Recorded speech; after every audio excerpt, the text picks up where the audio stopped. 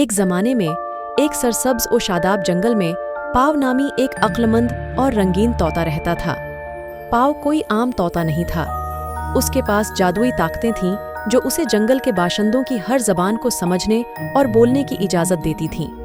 उसके पंख अंतरिक्ष के हर रंग से चमक रहे थे और उसकी आंखें एक प्रसरार रोशनी से चमक रही थीं। एक धूप वाली सुबह जब पाव एक कदीम बल्लूद के दरख्त पर बैठा था, उसने देखा कि इलारा नामी एक नौजवान लड़की जंगल में घूम रही है। इलारा हमेशा से इन जादुई मखलूकात के बारे में मुतजस्सिस रहती थी, जिनके बारे में कहा जाता था कि वो जंगल में रहते हैं, लेकिन उसने खुद कभी नहीं देखा था। उसकी आंखें रोशन थीं और उसके पास चमड़े से बंधी एक छोटी सी किताब थी जिसमें उसने अपने तमाम मुशाहदात लिखे थे।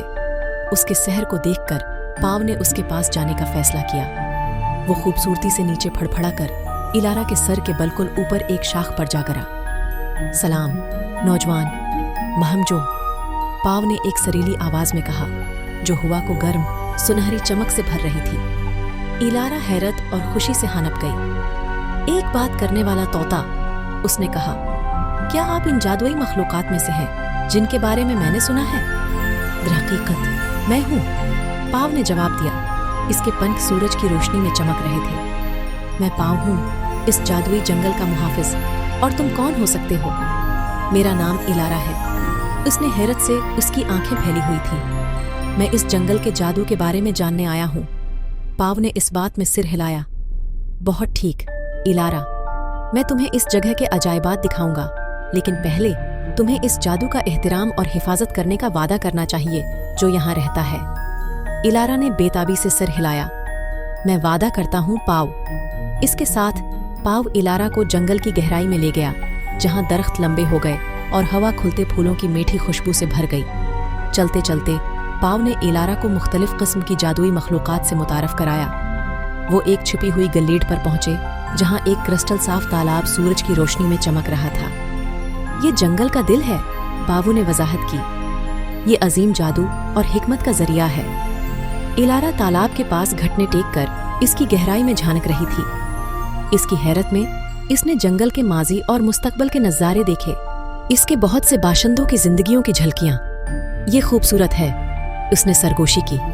पावू ने उसके कुंधे पर बैठते हुए कहा, याद रखो इलारा, इस जंगल का हकीकी जादू सिर्फ इसके अजायबात में नहीं, बल्कि यहाँ रहने वालों के दरमियान हम आहंगी और एहतराम में है। इलारा ने बाकी दिन पाव के साथ जंगल की तलाश में गुजारा, इसके राजों और इस नाजुक तवाजुन के बारे में सीखा जिसने उसे जिंदा रखा। जैसे ही सूरज गुरूब होने लगा, आसमान को नारंगी और गुलाबी रंगों से पेंट करते हुए पावू ने उसे वापस जंगल के किनारे तक ले गया। आपका शुक्रिया पाव, इलारा ने उसका दिल तशकर से भरा हुआ कहा। मैंने आज जो कुछ सीखा है उसे मैं कभी नहीं भूलूंगा। पाव ने सिर झुका लिया।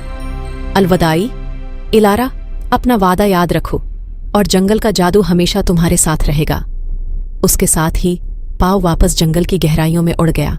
इलारा को हैरत से भरे दिल और अपने अर्द गिर्द की जादुई दुनिया के लिए एक नए एहतराम के साथ छोड़ दिया। और यूं इलारा अपने गांव वापस आ गई, अपने साथ जादू भरे जंगल और उसके मुहाफिज पाव नामी जादुई तोते की कहानियां लेकर चली गई। खरगोश बातें करते, फूल गाते और चमकती हुई तितलियां जो हवा को रोशनी की पगडंडियों से रंगती थीं,